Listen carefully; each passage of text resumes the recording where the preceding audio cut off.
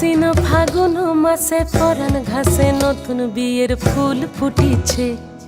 উথালি পাথালি মনে আলতা কোণে নতুন বিয়ের ফুল ফুটিছে। আশ্বিন ফাগুন মাসে পরাণ ঘাসে নতুন বিয়ের ফুল ফুটিছে। উথালি পাথালি মনে আলতা কোণে নতুন বিয়ের ফুল ফুটিছে। এই হো পিয়ালি রে, এই হো দুলালি রে, এই হো পিয়ালি রে, এই হো দুলালি রে।